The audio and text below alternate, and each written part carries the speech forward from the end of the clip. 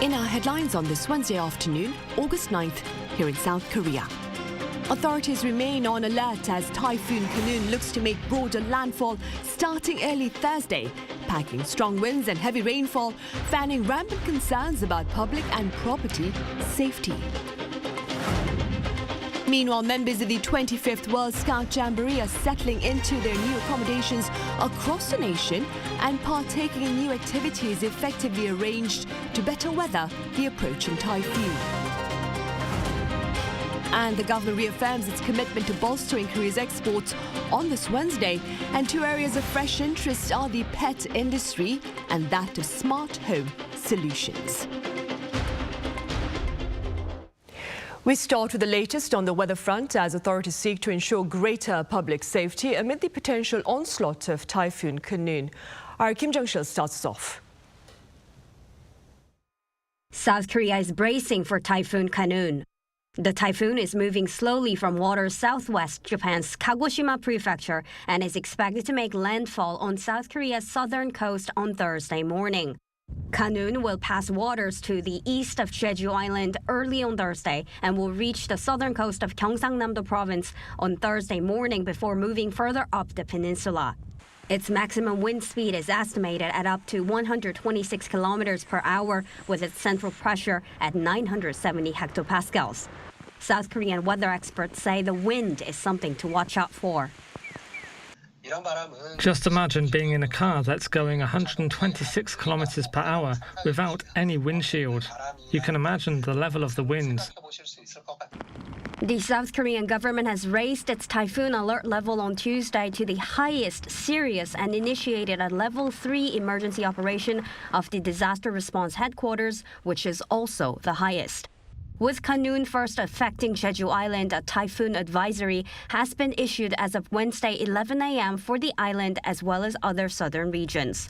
Jeju Island is forecast to see strong wind and rain from Wednesday afternoon.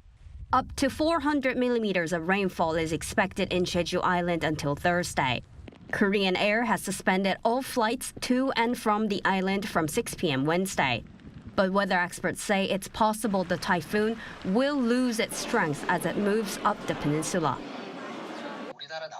The typhoon is expected to maintain its strength and move northward towards South Korea due to the high sea surface temperatures in the seas south of the country. However, as the typhoon comes inland, it will weaken rapidly as the latent heat supply of warm water from the ocean stops and the frictional forces are enhanced by the surface conditions. He added that from Friday, South Korea will slowly be out of Khanun's influence. Experts strongly advise people to stay away from coastal areas, reservoirs, and underground areas. Strong wind will lead to high waves at sea, so caution is necessary for those living near the coast. Kim Jung-sil, Arirang News. Right, and the caution that my colleague Chung-shil just mentioned also convinced the 25th World Scout Jamboree to seek shelter beyond Saemangeum. Scouts are now settled in different corners of the country with diverse cultural events, namely indoors, that is. Our Isingje has the latest. A bus arrives and scouts from Bulgaria disembark. They left the Saemangeum campsite earlier in the day, bound for Sejong City. After a brief welcome ceremony at City Hall, a commemorative photo is taken in front of the statue of King Sejong the Great. Before checking out other cultural activities, the scout members enjoy a nice Korean meal. Although I'm not very used to spicy food, it is quite welcoming. I really enjoy it. After spending most of the World Scout Jamboree in the intense heat, Scout members are enjoying fun cultural activities indoors, where it's nice and cool. And there's a wide range of activities the Scouts can enjoy, whether it be indoor rock climbing, creating figurines using a 3D pen, or even learning to make popular Korean dishes like tteokbokki. But here in Sejong City, it's really nice. We really like it. All of the kids are experiencing very nice things here. So thank you for your really nice accommodating us here. After leaving Saemangeum, some 10,000 scouts arrived in the Chungcheongdo province region. They will be staying in dormitories, temples, and corporate training centers, away from the intense heat and the typhoon that's headed towards Korea. It's nice, cool, comfortable, and I'm really happy with this place. It's I'm thankful for staying here. It's amazing. Finally get to rest my back a bit. And potentially a highlight for many of the young scouts is the upcoming K-pop concert that will now go ahead at the Seoul World Cup Stadium this Friday. According to the Culture Ministry on Tuesday, the decision to move the concert from Jeonju World Cup Stadium was made with the stadium's proximity to the Jamboree participants' new accommodation and security in mind. The Seoul World Cup Stadium will host both the K-pop concert and the closing ceremony, with some of the biggest K-pop artists scheduled to perform. Lee Seung-jae, Arirang News. Staying with the Scouts, the British team is partaking in a peace camp aimed at raising awareness about the sacrifice of soldiers, including that of the British service members who fought in the Korean War. Our Saemangeum joined them. A variety of tourism programs are being put on for World Scout Jamboree participants who decided to leave the Saemangeum camping site located on South Korea's west coast. As one of the alternative programs, the Ministry of Patriots and Veterans Affairs on Tuesday launched a 3-day peace camp for British Scouts so that they can still get the most out of their time in South Korea. Around 1,200 British Scouts are participating in the program until Thursday, where they will learn about the contribution of British soldiers who fought in the Korean War. Their first stop is Gloucester Hill Memorial Park in Paju. It was built in memory of the British soldiers who fought and died during the Battle of the Imjin River in 1951. Putting aside their disappointment, the Scouts pay tribute to their British military service members who sacrificed their lives during the Korean War. It's an honour to be here. I'm speechless, to be honest with you, but it's an absolute honour to be here and to represent the UK as well. It's to be amazing. I think it's great being able to experience this Korean culture, and it's nice to learn about it and see how the Koreans feel about it and see our involvement in it. The program meant a lot to the unit leader, as his grandfather actually fought in the Korean War. Very emotional for me because he died last year, and also he was the first Scouter in our family. So to come to Korea with the Scouts and to be able to do this, incredibly special. The Jamboree members also took a tour of the War Memorial of Korea and visited Seoul National Cemetery. The Veterans Minister said he hopes that the program will be a precious opportunity for the young British Scouts to experience South Korea, a country that was built through the sacrifice and dedication of troops 70 years ago. Nearly 4,500 British Scouts, the largest group of all the Scout contingents currently visiting South Korea, left the Jamboree site in Saemangeum for Seoul over the weekend, amid mounting safety concerns stemming from a sweltering heatwave and the oncoming typhoon. Saemangeum, Arirang News. Back on Tuesday, after cutting short his holiday by a day, President Yoon Suk-yeol presided over a meeting comprising of members of Korea's newly launched Defense Innovation Committee amid looming security threats in light of North Korea's hostile weapons ambitions. Our senior presidential office correspondent Oh Soo-young reports. Faced with unprecedented danger from a nuclear North Korea, President Yoon Suk-yeol says South Korea must strengthen its military power, including through offensive drone capabilities, to thwart and deter any form of attack. Presiding over a meeting of the Defense Innovation Committee on Tuesday, Yoon said that North Korea is quickly developing asymmetric capabilities in nuclear weapons, missiles, cyberspace and unmanned aerial vehicles, making it the South's utmost priority to revamp its military strategy and operational concepts. 우리 군의 군사 전략은 북한의 핵 미사일 위협을 억제하고 북한의 핵 미사일 도발 시 한미 동맹의 즉각적이고 압도적인 대응을 통해 위협의 근원을 조기에 제거할 수 있도록 수립되어야 할 것입니다. Yoon said the South Korean military must be transformed into a strong, formidable force, particularly with the Drones Operation Command to be launched next month. Pyongyang in December last year flew 5 drones across the inter-Korean border, with one device even breaching the no-fly zone surrounding the presidential office in central Seoul. Since then, the military has scrambled to set up a drone command under the president's orders, with a law passed in June to establish the body, which will execute both defensive and offensive military operations. Yoon highlighted the effective use of the military budget in the country's mid-term defense plan to best reinforce the country's deterrence and response to North Korea's threats. This comes as the Defense Innovation Committee's vice chair, retired four-star General Kim Kwan-jin, warned that North Korea's nuclear capabilities make today the most dangerous point in time since the 1950-53 Korean War, making it necessary to prepare for various scenarios involving Pyongyang's use of nuclear weapons. Countermeasures discussed included prioritizing the strengthening of Seoul's three-axis system to prevent, preempt, defend and retaliate against North Korea's attacks, and the deployment of US strategic nuclear assets to the Korean peninsula. Chair of the Joint Chiefs of Staff Kim Seung-geum pledged to develop plans and procedures to integrate the South's conventional capabilities and the United States' extended deterrence. This marks the committee's second meeting since its launch in May, tasked with fostering defense innovation, promoting public and private cooperation, and securing a budget to build a stronger military based on cutting-edge technologies. 오수영, Arirang News. Meanwhile, over in the US, the Pentagon has reiterated concerns earlier shared by the State Department back on Monday about a possible arms deal between Pyongyang and Moscow.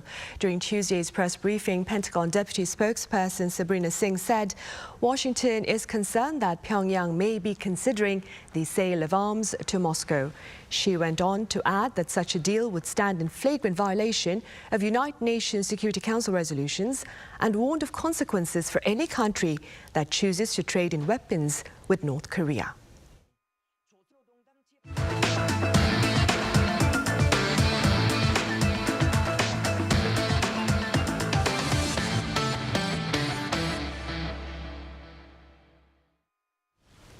Exports of pet food products and smart home solutions are looking to expand as Korea looks to diversify its export items and to ease the red tape hindering trade.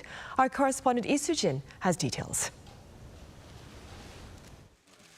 South Korea's government is continuing its push to boost the nation's exports. Finance Minister Chu Kyung-ho on Wednesday held an emergency meeting on the economy with related ministers and said that the government will diversify exports and ease regulations as exports show signs of recovery. According to preliminary data from the Bank of Korea on Tuesday, South Korea recorded a current account surplus of $5.9 billion in June, marking a surplus for the second consecutive month. The minister, however, emphasized that the government will continue to remain vigilant. We plan to remain attentive given the uncertainties in the global economy, such as the potential delayed boost from China's reopening. One area that is set to receive increased support as part of plans to diversify export items is the pet care industry. The Agricultural Ministry announced during the emergency economic meeting that its goal is to more than triple the value of pet food exports from $149 million last year to $500 million in 2027. To do this, it plans to establish a more specific pet food classification system for the different types of pet food, as well as nutrients in the pet food to further set it apart from animal feed. The ministry will also expand safety evaluation and registration of raw materials to assist development in the pet food industry. The government is also aiming to increase exports of intelligent home systems. Intelligent home systems connect various home appliances such as lights and doors so that homeowners can control them all under one unified AI-based system. The Ministry of Science and ICT said that it plans to establish an internationally accredited laboratory in Korea by the end of the year to help intelligent home system companies compete in the global market. The government will also ease regulations at bonded warehouses where imported dutiable goods are stored to enhance exports in high-tech industries. The Korea Customs Service plans to allow companies to assemble, repair, and package in addition to storing items at these warehouses and also make it easier for local firms to obtain licenses to establish new bonded warehouses. Lee Soo-jin, Arirang News. And in other news, there was a tangible slowdown in Korea's employment expansion last month, and pundits are linking the finding to July's torrential downpours. Our An Sung-jin explains. 28.68 million people were employed in South Korea in July, according to Statistics Korea on Wednesday. That figure is an increase of more than 210,000 compared to the same month the year before. However, it's a sharp slowdown when compared to the pace of increases seen since the beginning of 2023, when gains in the 300 to 400,000 range were recorded. July saw the smallest increase since February 2021. With the increasing demand for daycare services and more outdoor activities resuming, a rise in the number of people in employment continues. But due to the monsoon and the sluggish construction market, the on-year increase dropped compared to June. South Korea's unemployment rate dropped 0.2 percentage points to 2.7%, the lowest recorded for any July since 1999. The employment rate for those aged 15 to 64 saw an on-year increase to 69.6%. A detailed breakdown, however, indicates that for those in their 20s, the employment rate has dipped for the 9th consecutive month, while the rate for those in their 40s saw a drop for the 13th consecutive month. In terms of individual sectors, healthcare and social assistance, as well as leisure and restaurant services, all saw job additions. The construction and agriculture and fisheries sectors saw a downturn compared to the previous year, mainly due to the severe weather conditions that hit the peninsula. An Sung-jin, Arirang News. SK hynix has unveiled the world's highest 321-layer NAND chip sample. Hynix showcased its 4D NAND flash development sample at this year's Flash Memory Summit in Santa Clara on Tuesday local time. The company also shared plans to begin producing the chip in 2025, making it the first chip maker to provide a timeline for the development of a NAND with more than 300 layers. NAND flash chips are a type of semiconductor used to store information on electronic devices such as personal computers and smartphones. The key to this technology is to stack more cells to boost storage. Up next, we turn our attention now to local zoos to learn more about how our animal friends are seeking to better adapt to the sweltering summer this year. Our 신세벽 was there. The otters and sea lions are staying put in the cool waters, not even considering stepping out into the blazing sun. As sweltering conditions continue, animals can get easily exhausted. So they have been offered special meals and treats to help them stay strong and active during this heat wave. Fresh salmon and frozen mackerel for sea lions. Fooling around with some ice blocks makes it more fun. Animals get exhausted just like us, so we provide these treats, much like how we enjoy ice cream to cool us down. The hippos are seeking refuge in the shade while munching on refreshing icy fruits. Magnificent Asian elephants are fed with bananas and pineapples. Mouth-watering treats are keeping them cool.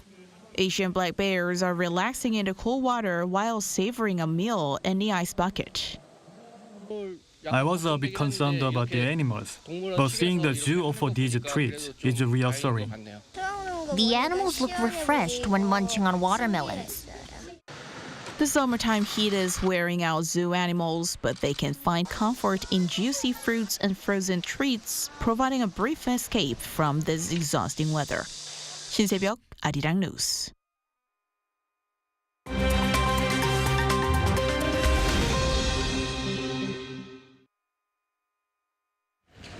Let's take a look at what's going on in the world now. In Niger, coup leaders have refused to let a senior United States diplomat meet with the nation's ousted president. U.S. Acting Deputy Secretary of State Victoria Nuland was denied access to ousted President Mohamed Bazoum on Monday. She said she also stressed U.S. concern for the welfare of Mr. Bazoum, who she said was being detained with his wife and son. She held 2 hours of talks with leaders of the military takeover in the capital Niamey. Nuland was also unable to pressure the military leaders to return the country to civilian rule. Niger stands to lose U.S. assistance and military aid if Washington determines that its elected government was toppled using unconstitutional means. The U.S. has troops stationed in Niger, serving as a counter-terrorist outpost in West Africa. In Pakistan, jailed former Prime Minister Imran Khan has been banned from holding political office for the next 5 years, and he will lose his seat as an MP in Parliament. This follows an announcement by the country's election commission on Tuesday. It comes days after Khan was sentenced to 3 years in prison for illegally selling state gifts during his tenure as PM. But Khan says the charges are politically motivated, something the government has denied. The former star cricket player was elected PM in 2018, but was ousted from the position in April last year after losing a no-confidence vote. A number of destructive thunderstorms across the eastern United States has left at least 2 dead, over 1 million without power, and grounded thousands of flights. From Monday, these storms sent trees flying into homes, tall roofs of buildings, and downed power lines, affecting people across 11 states. According to reports, a 28-year-old man was killed in Alabama after being struck by lightning, and a 15-year-old boy was killed in South Carolina after a large tree fell on him. The storms were part of a weather system spanning from Georgia to New York State. At least one tornado was confirmed in Syracuse, but caused little damage. The system has since moved off the New Jersey coast, but experts warn the region could see excessive rainfall. And finally, Colombia have reached the quarterfinals of the 2023 Women's World Cup for the first time, after beating Jamaica 1-0. The South American side won a tense match in Melbourne on Tuesday, after Catalina Usme found the back of the net in the 51st minute. It was the first goal that Jamaica have conceded in the tournament. France also made it through to the quarterfinals after a dominating 4-0 win over Morocco. The world number 3 ranked team eased through to the final 8, scoring 3 goals in the first half in Adelaide. Colombia will face European champions England, while France will go up against World Cup co-hosts Australia. Matthew Ashley, Arirang News.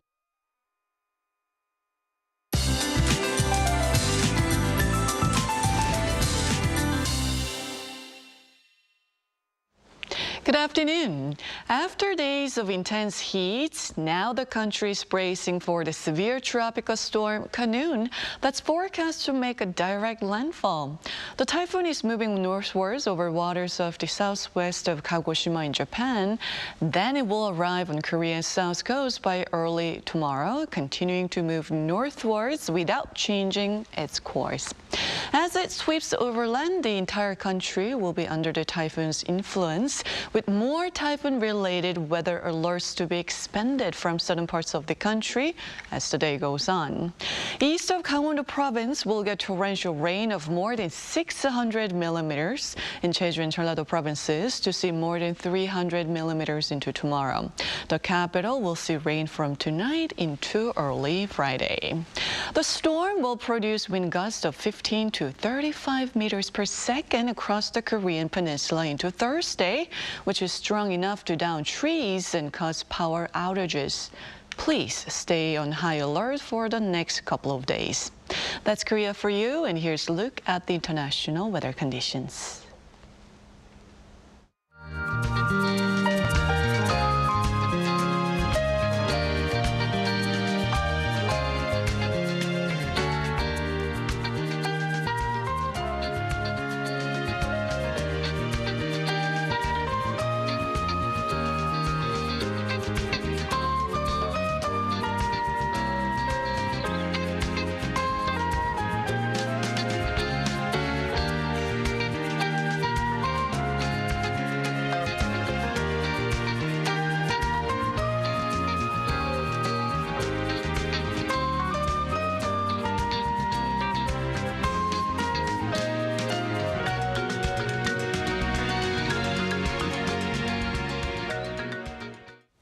Well, those are the headlines at this hour. We have our panel session coming up right after this break. Do stay with us.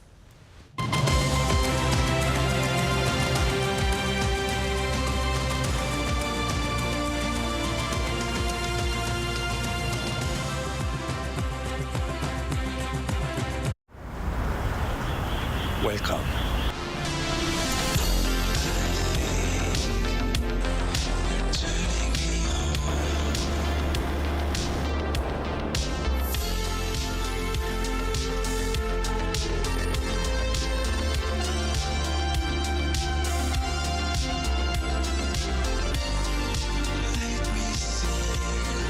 24시간 불이 꺼지지 않는 나라. 감당할 수 있겠니? 한국에 오면 먹어야죠.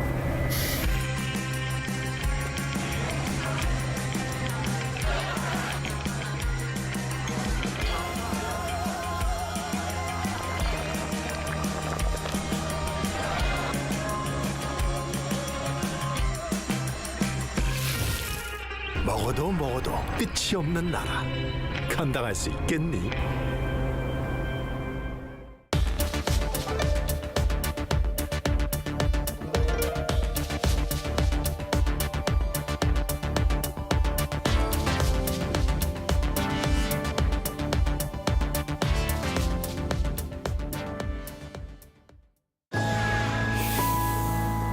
Ireland, like Korea, is a very outward-facing country. Our peoples are curious about the world. Like Irish people, it matters to Koreans that your story is told well, that people understand your values, your culture, your perspectives. Arirang plays a really important role in telling Korea's story to the world and to promoting the Korean brand. This fosters closer friendships between Korea and other countries and enables better cooperation. Resonating with the world, Arirang.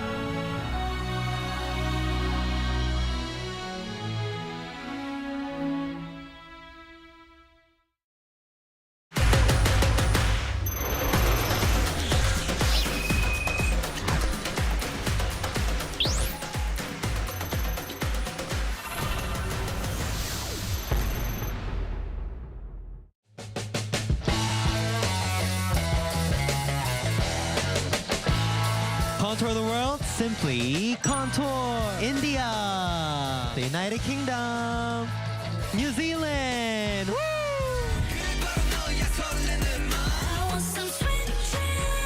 I'm excited. Are you excited? Of course. Yeah.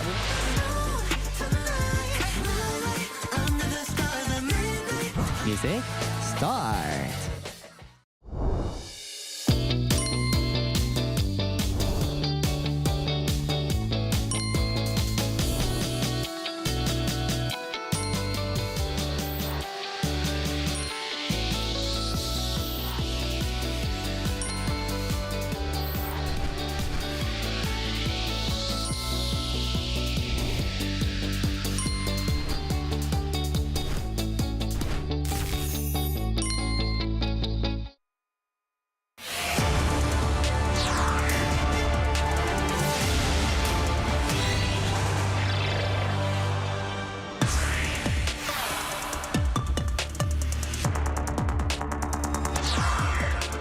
Capital Seoul is poised to put in motion an ambitious project ultimately aimed at boosting national birth rates and promoting the presence of female workers in the local labour force. So how does the project seek to secure these goals? What legal framework is necessary to ensure the success of this project?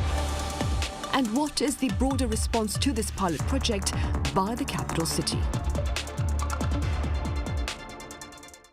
Welcome to Issues and Insiders. Today we delve into efforts by capital Seoul to address some of its domestic challenges by opening its doors wider to foreign workers. For this, I have Professor Song Se-ryun at Kyunghee University live on the line from the US. Professor Song, as always, welcome. Thank you. Good to be here. I also have Kwon So with us, so it's good to have you here. Happy to be here, Sunny. Right, let's start here in the studio then. So let's begin with some details about Seoul's pilot project, which involves opening its doors to foreign domestic workers. Right, around 100 foreign domestic workers or domestic helpers are expected to be part of this project.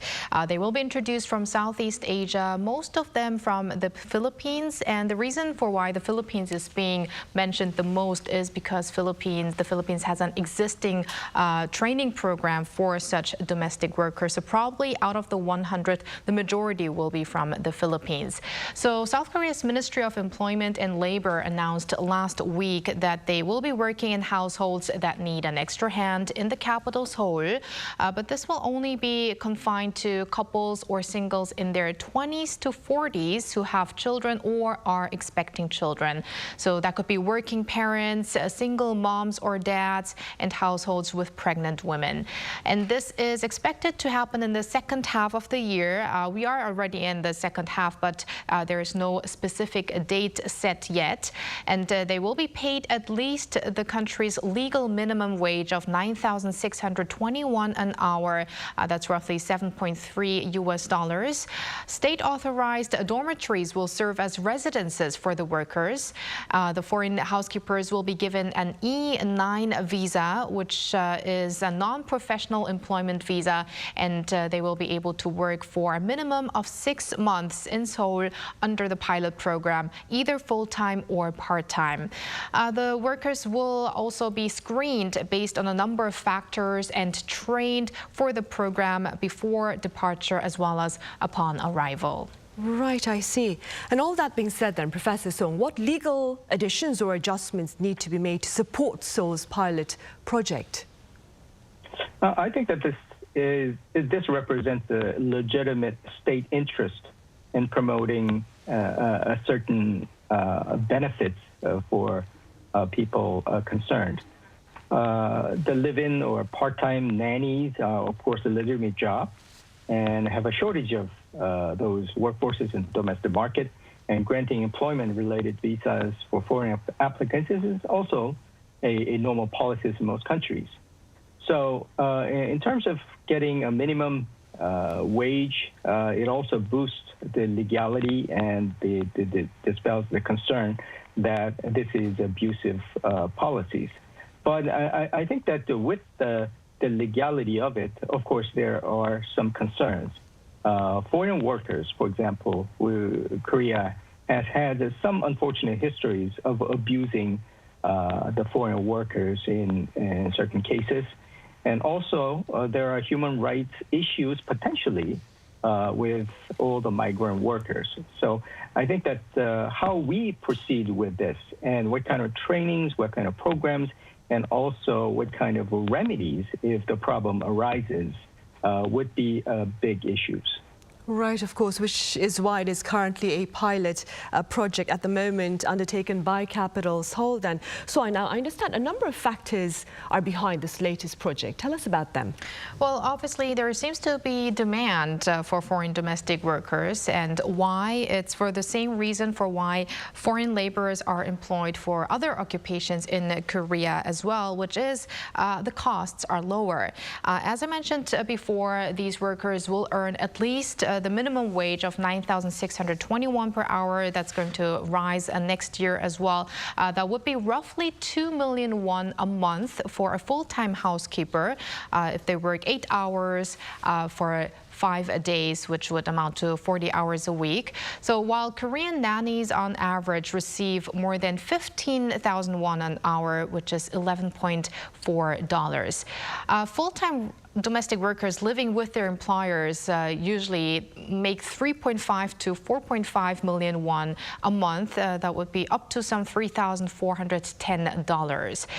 Also, the number of domestic workers in the country is on the decline, and the workforce in the child service sector is aging.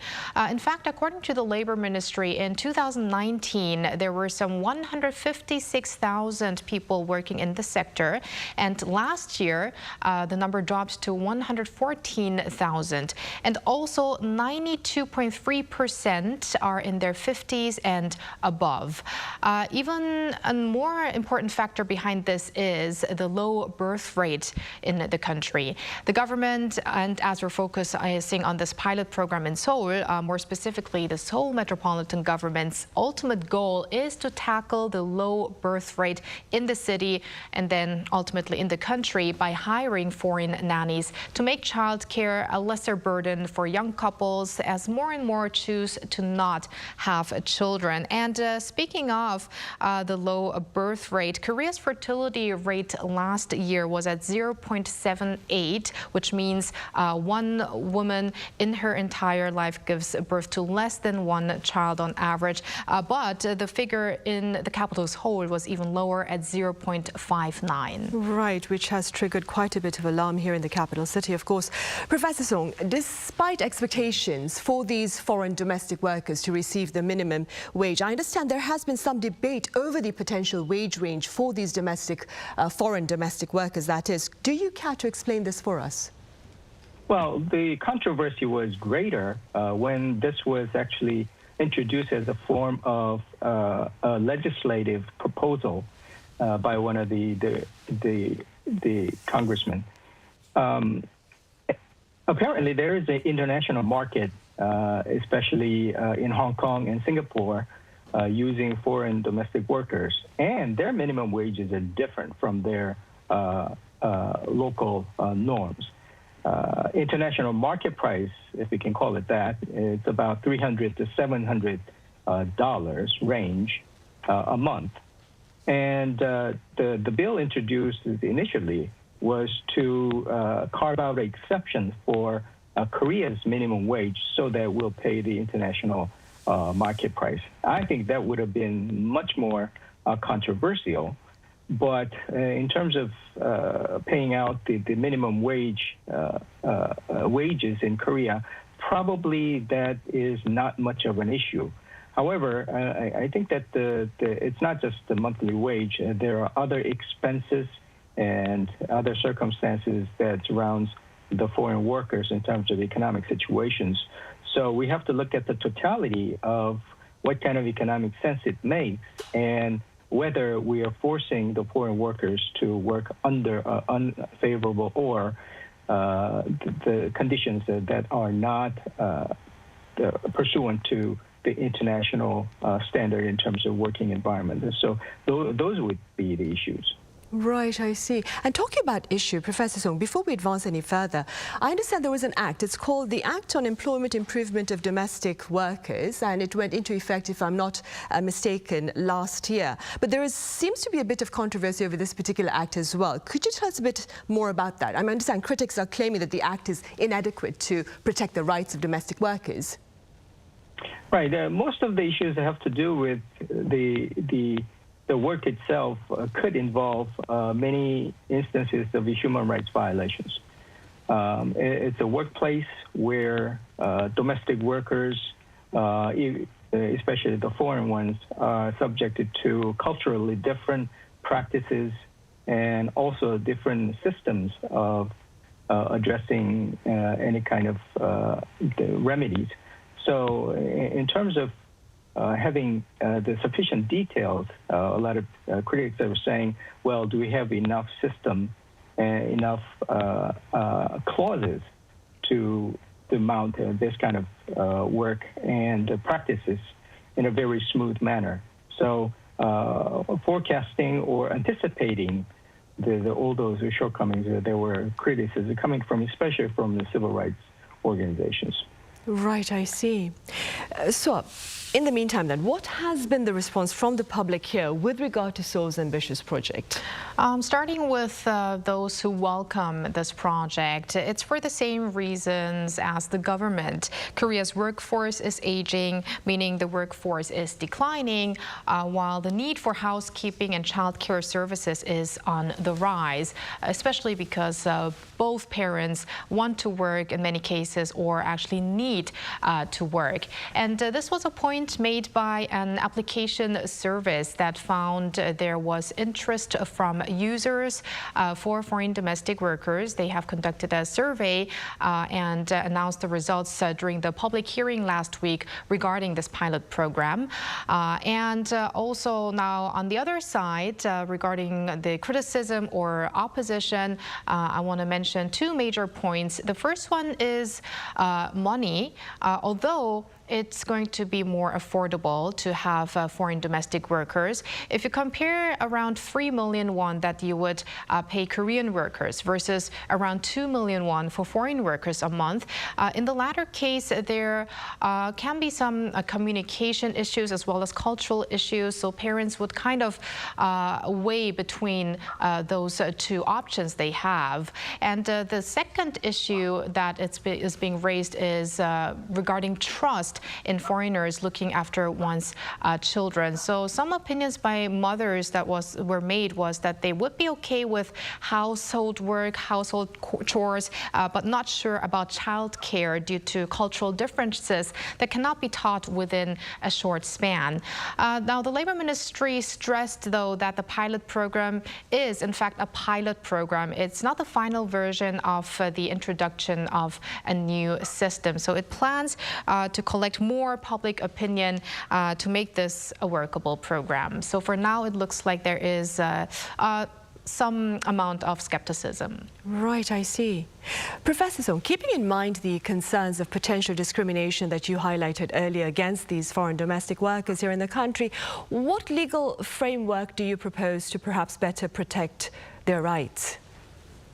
Well, I think that we have a pretty good system and the provisions already in place. But in terms of dealing with the foreign workers, we're kind of have been going through a trial and error period. I think we've gotten much better in terms of providing the major issues that are facing the foreign workers. However, I'll have to say that as a society, we still have ways to learn and mature as to how to live with foreign workers and immigrants in our society. As Sora mentioned earlier, we are facing a population cliff, and it is a very big issue that the future generations will be much less in numbers because of the babies are not forthcoming.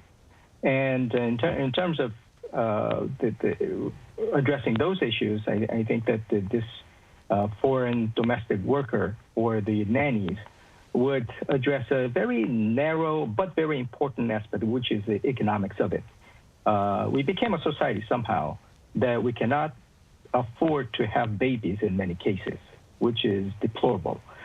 So in terms of how to make that possible, I think that there are some principles.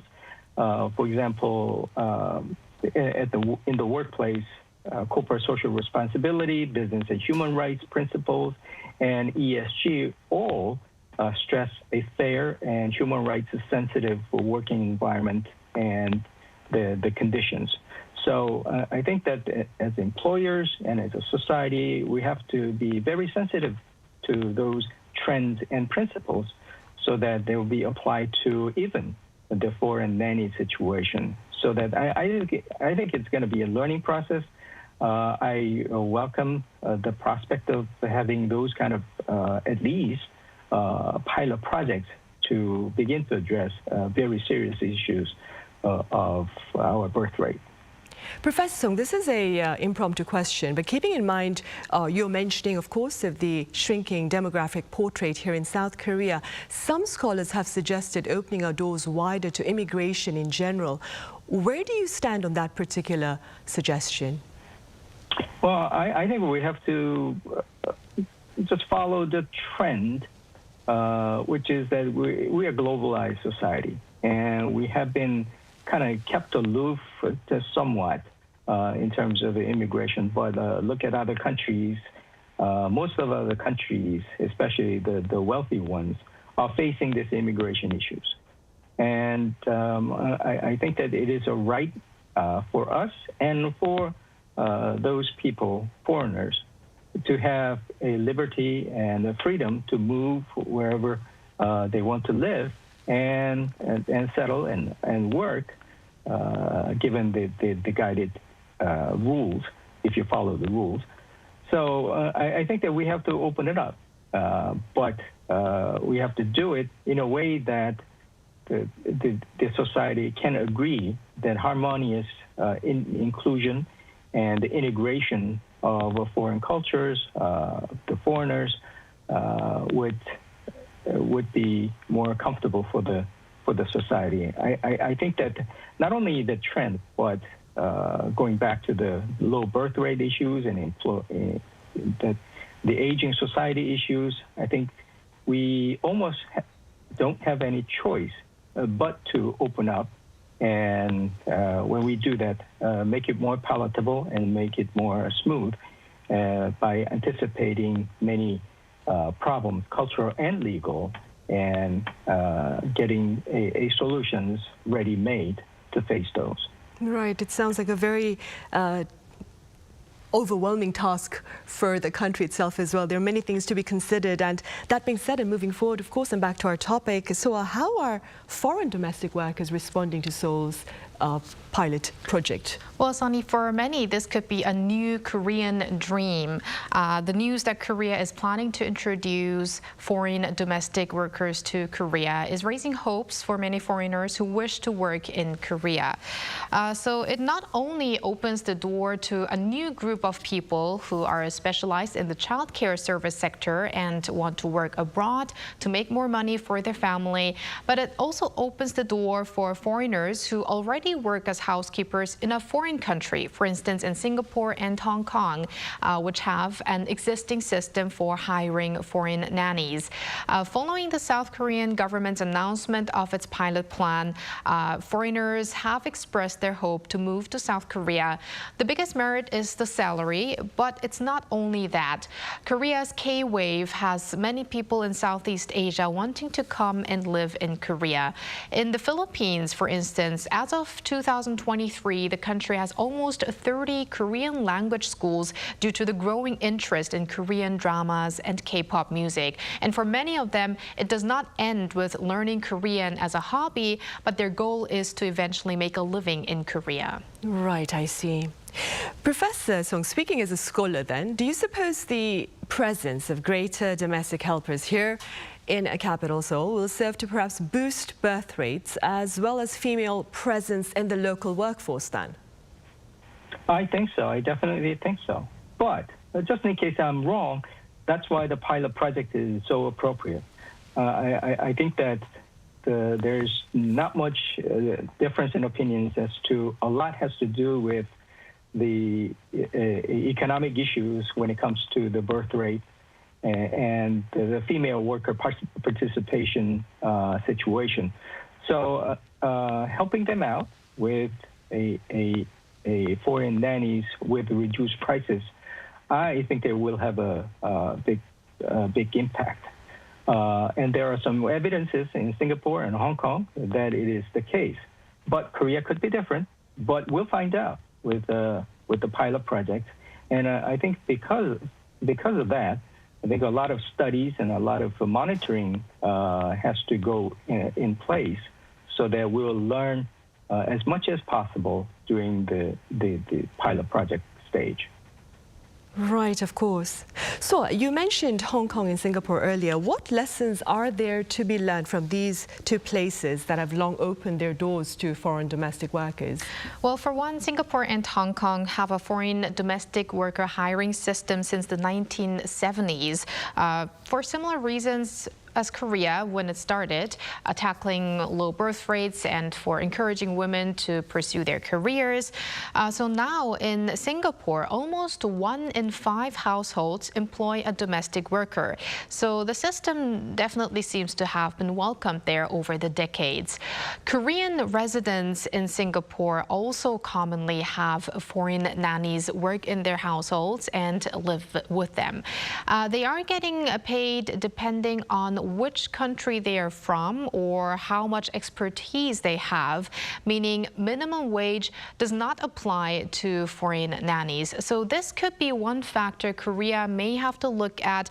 As we mentioned before, would you pay 2/3 of what you would pay for Korean nannies? And I also want to quickly mention that Seoul Mayor Ousted was actually for not applying the minimum wage system when it comes to these domestic foreign workers, thinking that this would lead to more demand here in the country. However, there are also studies that suggest the birth rate has not really improved due to the system in these other countries.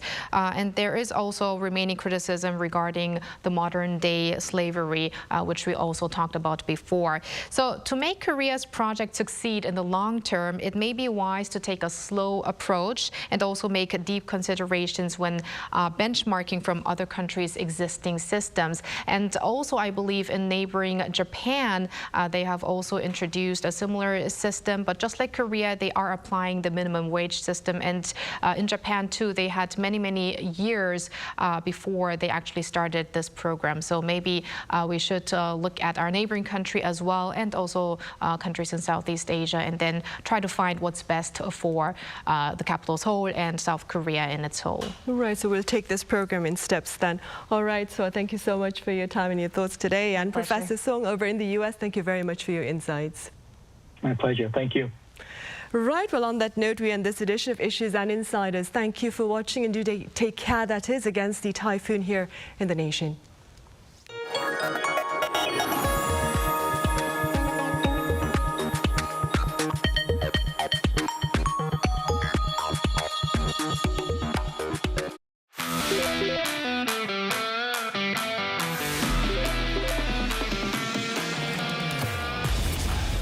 K Animation, loved and